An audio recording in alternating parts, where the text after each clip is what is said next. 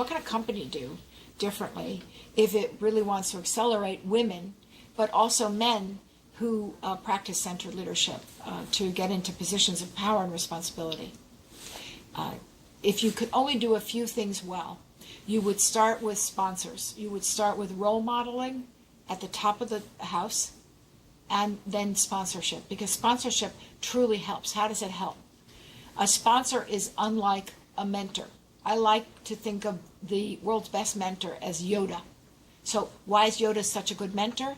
Because he dispensed wisdom to about 1 billion people. Anybody who's watched that movie understands one very important thing, which is there is no try, there is only do and do not. I love that. I mean, I use it now. Oh, I think about it myself with my kids. Okay, so that's a mentor. A mentor doesn't really care who's in front of him. He dispenses the wisdom because he's propelled to tell people, this is what I have learned. Maybe it will help you.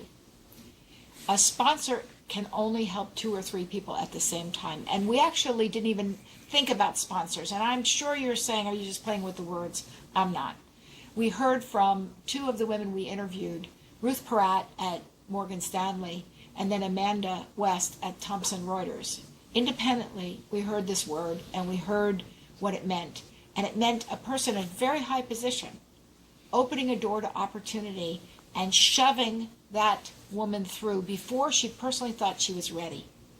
And then not leaving her out there to just, on the rack to die, but putting a safety net down so that if she made a mistake, we all make mistakes, why then that person would be there to help and make sure that she gets up on her feet and gets going so that she gets more learning opportunities as well as more performance opportunities. A lot of guys just get that naturally. They don't even think about it. They just get it. Because often the sponsor sponsors somebody who looks like their younger self. So a lot of men get chosen without even knowing it. But few women do. So you have to work on that if you're a woman to make a sponsor. And it's great to have a sponsor. It's great to have 2. Why? I wouldn't stop at 2. I would go for 3. At any rate, that's probably the most powerful thing a company could do.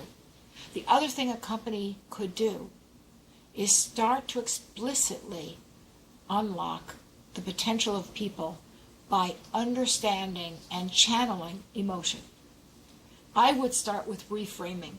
I think it is the most powerful tool within all of centered leadership. I have watched scores of people get trained in facilitation that we do and watch them go, literally the lights turn on.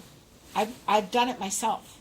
I have gone from saying the situation is intractable to, oh, I have a new way to approach the situation. And now I'm excited to have the conversation. I'm no longer afraid or avoiding or scared or nervous or anything. I'm looking forward to the conversation. And that comes from learning how to reframe. 2 things a company can start to work on that. Those are skills, right? Those are not, gee, why don't we just paint all the walls a brighter color and then everybody will be happy? Or let's just change the light bulbs so we can all be greener.